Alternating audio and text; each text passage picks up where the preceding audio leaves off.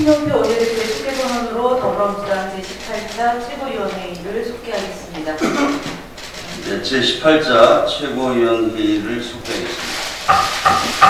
홍영표 원내대표의 발언이 있겠습니다. 어제 한반도 평화에 큰 전기가 될 기쁜 소식이 바티칸에서 전해졌습니다.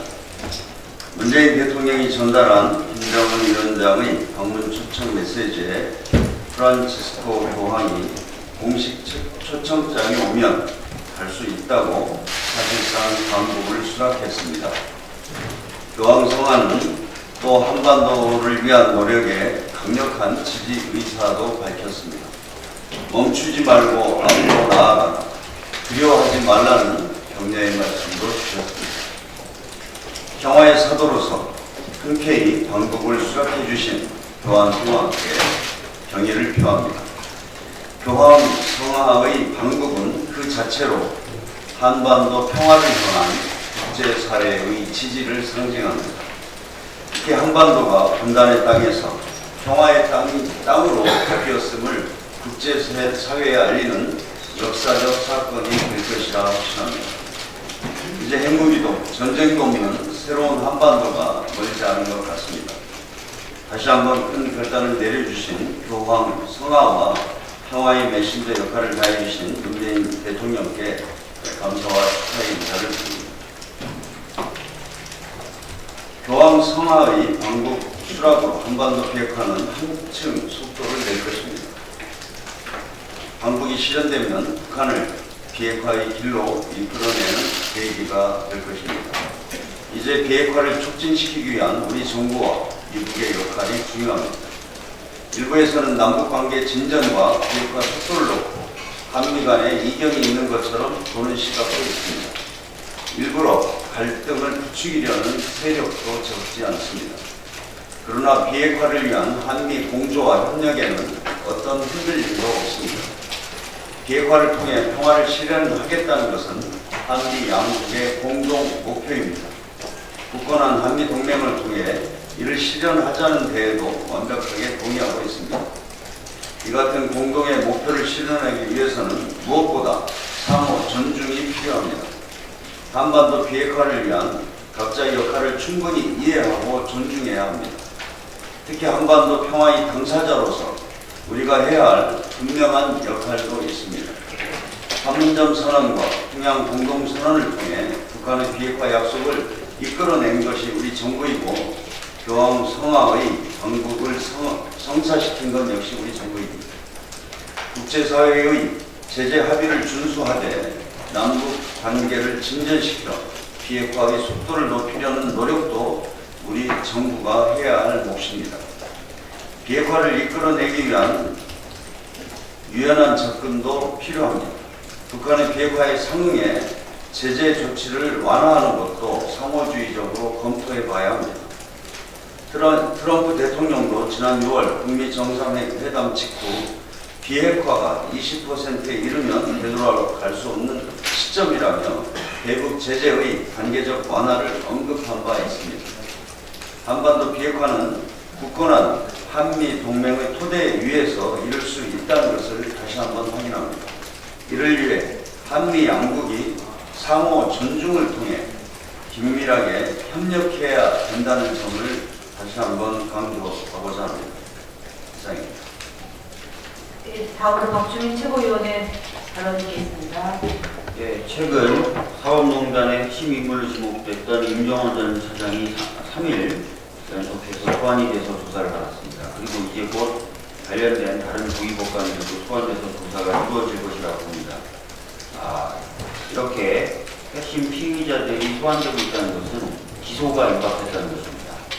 사법농단 관련된 사건들이 기소되면 여러분들도 잘 아시겠지만 서울중앙지방법원의 형사합의부에 배당되게 됩니다. 배당될 가능성이 높은 합의부는 현재 7개로 알려지고 있습니다. 그런데 그 7개 중에 5개가 이 사법농단 관련된 사건으로 피의자 신분으로 조사받고 있는 사람이 이거나 혹은 과거 대법원 자체 진상조사위원회의 조사 대상이었던 사람이 부장으로 있는 합의부입니다. 간단히 좀 설명을 드리도록 하겠습니다. 7개 부 중에 5개 부라고 제가 말씀드렸는데요. 예를 들어서 조희연 부장판사 같은 경우에는 신강렬 판사 수사기밀 누설 혐의로 현재 피의자 신분으로 조사를 받고 있는 사람입니다.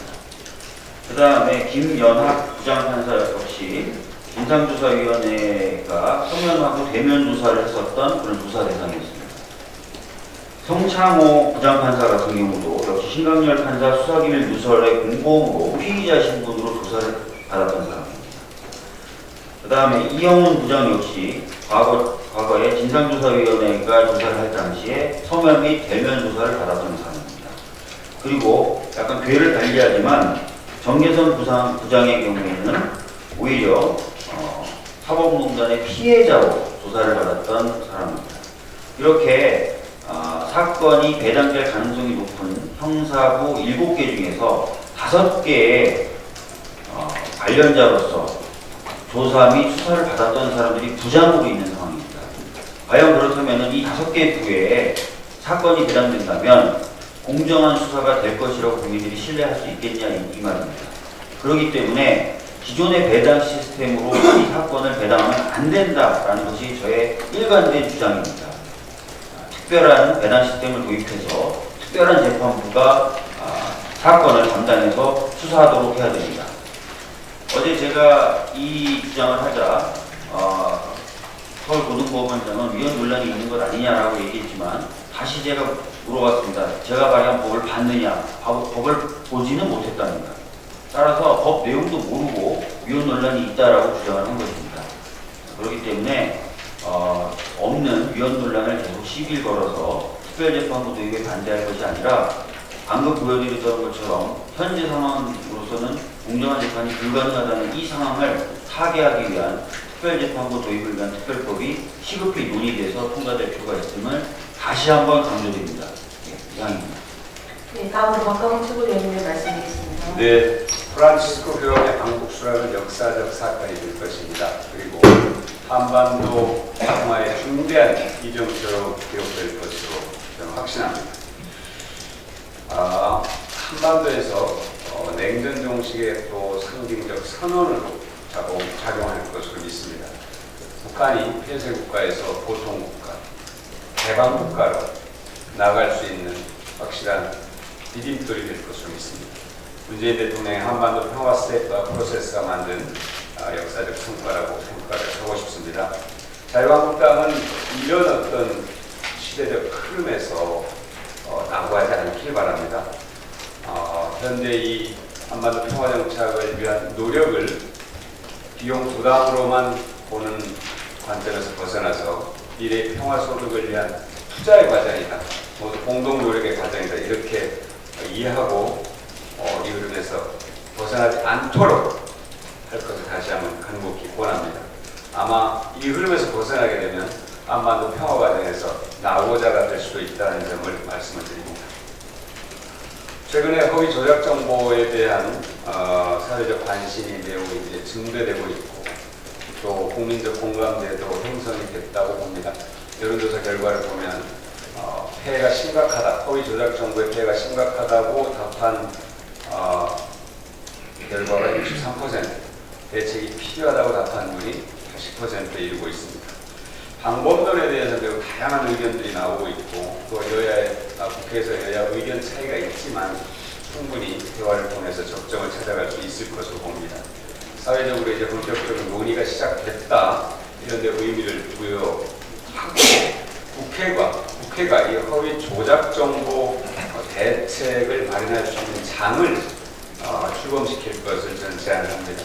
국회 각 당이 참여하고 또 언론, 시민단체, 학계 다양한 우리 사회 분야에서 참여해서 공론을 거쳐서 이 허위 조작 정보를 반드시 우리를 뽑는 일에 함께 할 필요가 있다 이런 말씀을 드립니다. 유럽을 포함해서 세계 각국에서도 이런 국민적 공감대 위에서 공론 모델을 통해서 문제 해결을 모색하고 있다는 점을 보고를 드리고 어쨌든 이 공론화를 위한 국회의 논의의 장이 반드시 마련돼서 국민 모두가 걱정하고 우려하는 허위 조작 정보를 반드시 배출할 수 있는 계기를 마련하길 기대합니다. 감사합니다. 다음으로 토론 최고위원회 발언이겠습니다. 네, 오랜만에 최고위원 참석했습니다. 지난 9월 말에 대미 특사로 미국을 다녀온 바로 이어서 문희상 회장을 모시고 유럽 RPU에 대한 회의 참석이고 유라시아 국회의장단 참석차 그제 기구했습니다. 그러니까 최고에 참석을 못했는데 방미 결과는 뭐 다 얘기가 됐습니다만은 붙여서 말씀을 드린다면 대부분의 상원의원들을 만났었는데 그때 느꼈던 부분은 많은 미국인들이 한국 상황에 잘 모르구나 하는 걸 느꼈습니다. 그리고 대화를 통해서 그분들이 우리가 갖고 있는 이 상황을 이해를 하고 결론은 함께 나온다는 걸 느꼈습니다. 그래서 우리가 자주 미국을 방문해서 우리가 처해있는 한반도 상황을 설명을 하고 그리고 결론을 같이 내는 게 필요하구나. 대화를 통하면 많으신 분들이 우리가 뜻을 같이 한다는 그런 경험을 했습니다. 따라서 미국 측에 우리가 처해있는 상황을 잘 전달하고 이해를 시킬 필요가 있겠다는 걸 절감을 했습니다. 앞으로는 자주 미국을 방문해서 그분들과 대화를 하면서 한 번 더 상황을 설명을 하고 그리고 우리 함께 갈 수 있도록 할 필요가 있다는 것을 강력히 느꼈습니다. 그래서 앞으로 대미 외교를 강화할 필요가 있겠다는 이런 공부를 하고 돌아왔던 말씀을 드리고 그리고 이 유라시아 국회의장단 회의는 러시아, 터키, 한국 이 세 나라가 주도를 하고 있는데 대단히 많은 국가들이 점점 더 이 회의에 참여를 하고 있습니다. 그래서 대한민국이 이 유라시아 의장단 회의를 이끌어가고 있는 실질이기 때문에 외교의 자원으로서는 대단히 중요하다 생각하고 이게 3년째인데 또 불구하고 계속해서 이 의장단 회의에 참여하는 국가가 늘어나고 있습니다. 우리가 외교를 이끌어갈 수 있는 유일한 이 통로이기 때문에 앞으로 유라시아 국회의장단 회의를 계속해서 참여하면서 발전시켜 나가는 것이 외교상으로 꼭 필요하겠다는 생각을 가졌습니다. 그리고 RPU 총회 참석에서는 북한의 이종혁 단장을 만나서 쭉 얘기해 본 결과 과거하고 확실히 다르게 그분들이 우리가 적극적인 자세로 대화를 하겠다는 걸 느꼈고 그리고 남북 국회관에 대해서 대단히 긍정적으로 받아들이면서 11월 중으로 할 수 있도록 하자고 했더니 그 상황을 봐서 충분히 응할 수 있겠다 이런 동의를 받아낸 셈이었습니다. 그래서 국회의원도 잘 풀려나가겠구나 하는 생각을 하게 됐습니다. 대체로 국민이 대미 특사단 문제 그리고 유럽 방문 결과는 좋았다는 보고를 드릴 수 있겠습니다. 이상입니다. 예, 다음으로 남인순 최고위원님의 말씀드리겠습니다. 네, 서울교통공사의 채용 문제가 이슈가 되고 있습니다. 정규직 전환 과정에서 직원 진입척이 되고 채용되었다는 의혹이 제기됐습니다. 이에 대해 서울시가 감사를 요청한 만큼 조만간 사실관계가 밝혀질 것입니다. 만약 의혹이 사실로 드러난다면 어떠한 성역도 없이 책임을 물어야 합니다. 그런데 이 문제를 정치 쟁점으로 만들어가려면 자유한국당의 행태가 지나칩니다. 이번 의혹은 아직까지 사실관계도 밝혀지지 않은 사안입니다. 사실관계보다 심소봉대되고 있는 부분도 있다고 생각됩니다. 정규직 전환을 앞두고 직원의 가족이 되고 입사했다는 의혹부터 정확한 사실관계를 따져봐야 합니다. 우연의 일치인지 의도적인 행위인지를 살펴봐야 합니다. 또 신인척 비중이 높다고 해서 무조건 채용 특혜라고 단정해서도 안 됩니다.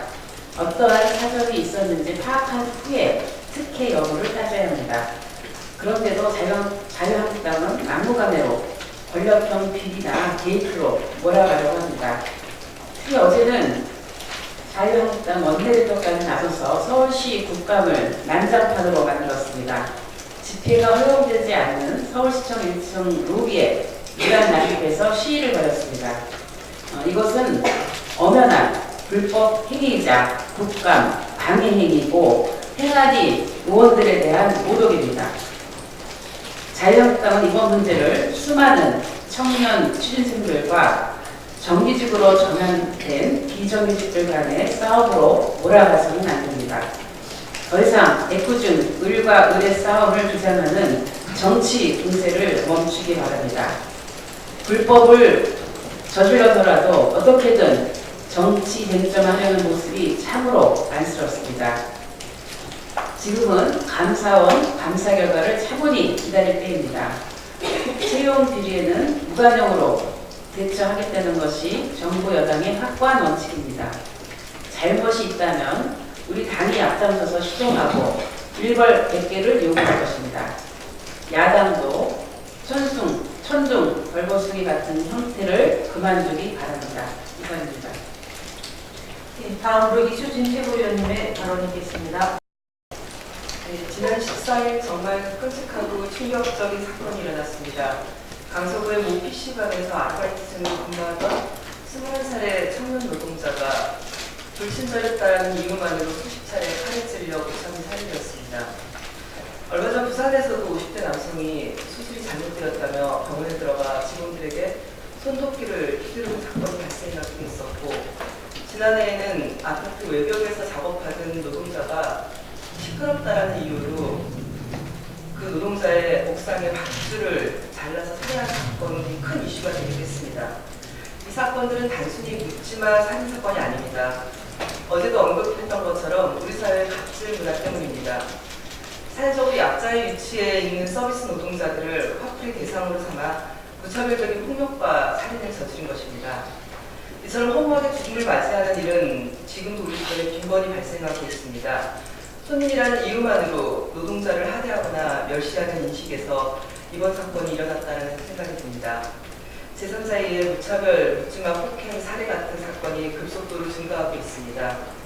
노동자들이 일터에서 안전하려면 기업과 국가가 책임지고 이러한 일이 재발하지 않도록 국민의 인식 개선과 처벌 강화 등 제도적인 안전장치를 마련해야 합니다. 꽃다운 청년 노동자의 죽음을 애도하며 도인의 명복을 빕니다.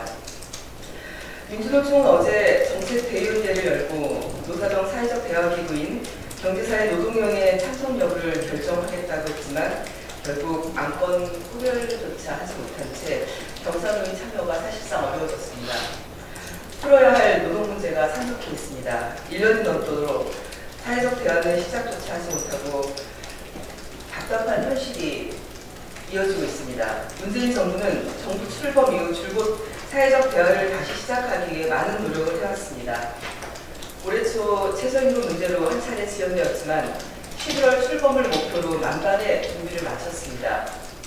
하지만 노동개혁과제 입법과 노동기본권 등 중요한 의제를 논의해야 될 경사노의 출범 일정에 또다시 차질이 생겼습니다. 우리 사회는 노사정 모두 사회적 대화의 결핍 상태에 놓여 있습니다. 이미 준비 조직인 노사정 대표자리가 역할을 다했습니다. 사회적 대화를 더 이상 미룰 수 없습니다. 일단 경사노위를 출범한 뒤 논의를 진행하며 민주노총의 참여를 촉구하고 견인하는 것이 현명한 선택일 것으로 보여집니다.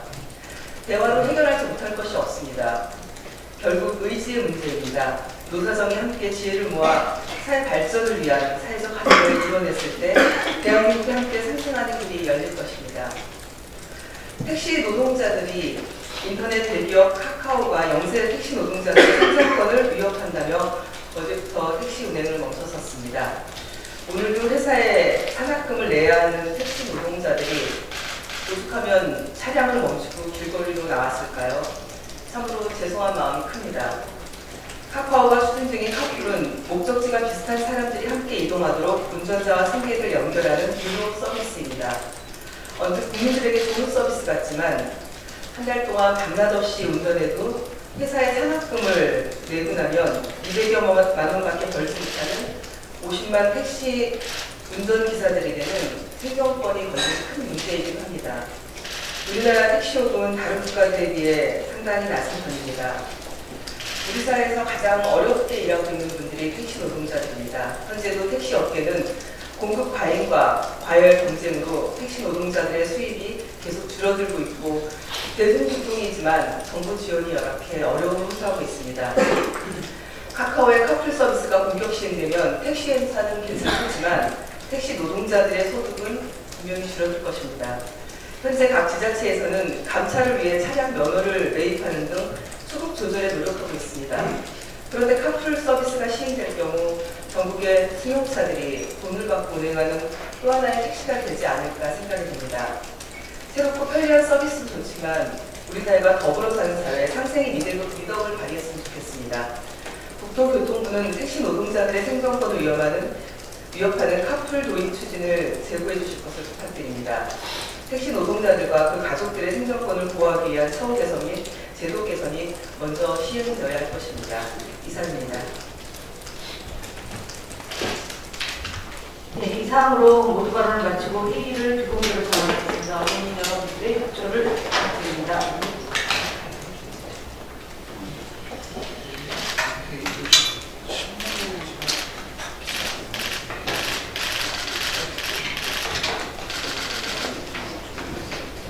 굉장히 나갑니다.